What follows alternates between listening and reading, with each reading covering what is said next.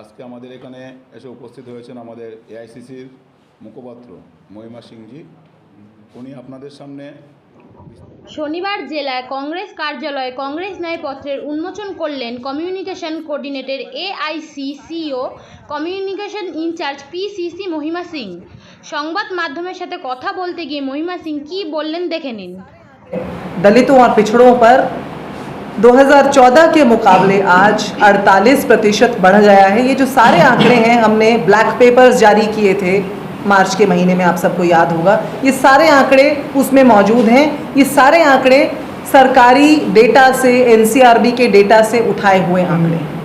भ्रष्टाचारी युक्त भाजपा हो गई, भ्रष्टाचार मुक्त देश तो नहीं हुआ, लेकिन जितने भ्रष्टाचारी थे, अभी हाल में अगर आपने सुना हो, निर्मला सीतारमण जो हमारी वित्त मंत्री हैं, उनसे एक कॉन्क्लेव में पूछा गया कि आप तो कह रही थी कि आपकी सरकार जो है वो देश से भ्रष्टाचार मिटा देगी, तो उन्होंने कहा कि हाँ बिल्कुल ठीक बात है। उनसे पूछा गया कि लेकिन भाजपा तो सबको अपने साथ ले लेती है।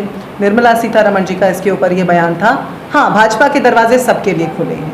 तो यहाँ से भाजपा की असल नीयत साबित हो जाती है, भाजपा की वॉशिंग मशीन की सच्चाई उजागर हो जाती है। 26 अप्रैल को हमें ये याद रखना होगा। हमें ये भी याद रखना होगा कि भारत को छोड़कर जाने वाले युवा और अन्य नागरिकों की जो संख्या है 2014 से पहले 300 के आसपास थी, जो 300 लोग प्रतिदिन भारत को छोड़ करके जाते थे।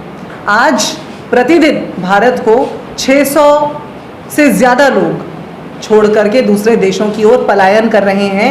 यदि मोदी काल और मोदी का अमृतकाल असल में अन्यायकाल नहीं था, तो आप खुद ही सोचिए कि अमेरिकी एम्बेसी के बाहर लगने वाली कतार दोगुनी क्यों हो गई 2014 के मुकाबले। मणिपुर 11 महीने से जल रहा है, असम का बिल्कुल पड़ोसी देश है।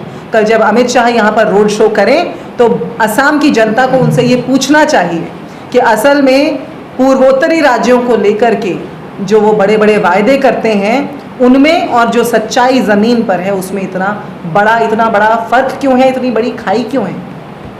भूखमरी इस देश के अंदर world hunger index, global hunger index के आंकड़े अभी हाल में सामने आए, तो ये पता चला कि 125 देशों में से हम भारत 111वें नंबर पर आते हैं।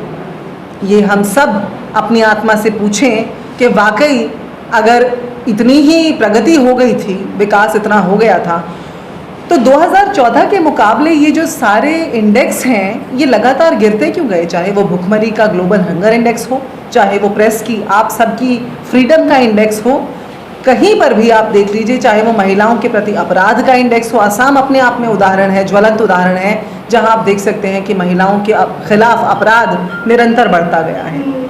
चीन का जो भारत पर कब्जा है, अभी हाल ही में शायद 10 दिन पुरानी बात है, चीन ने कहा कि अरुणाचल प्रदेश में उन्होंने बहुत सारी जगहों के नाम बदल दिए हैं और उन पर चीन का कब्जा है। लद्दाख के अंदर सोनम वांगचुक और बहुत सारे लद्दाखी इसके ऊपर अनशन पर बैठे रहे, हमें कहीं इस पर कोई खबर नज़र नहीं आई।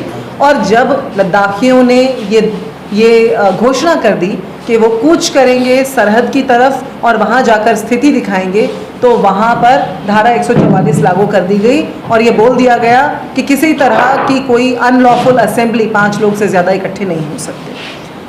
30 किसान रोज़ दोस्तों आज आत्महत्या कर रहे हैं।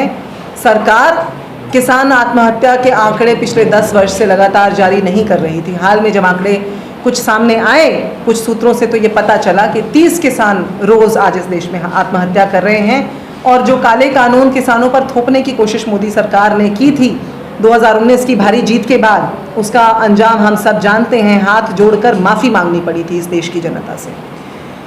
आज प्रतिदिन 86 महिलाओं का 86 women are being raped every day. 86 महिलाओं का बलात्कार प्रतिदिन आज इस देश के अंदर हो रहा है। ये आपकी हमारी माताएं, बहनें, बेटियां हैं। ये सवाल हमको 26 अप्रैल से पहले वोट देते हुए सोचना होगा। आने वाले सभी फेजेस में जिस प्रदेश में आप वोट डालने जा रहे हैं, ये अपने आप से पूछना होगा कि इस सरकार से जवाब हम अब नहीं मांगेंगे तो कब मांगेंगे। तो देखिए, ये तो राष्ट्रीय मुद्दे हो गए, लेकिन बराक वैली में बैठ कर के हम बराक की जनता से, सिलचर करीमगंज की जनता से आज जब बात कर रहे हैं, उन्हें संबोधित कर रहे हैं, तो हम उन्हें ये भी याद दिला देना चाहते हैं कि इस विनाश काल में सिलचर के अंदर क्या क्या विनाश किया गया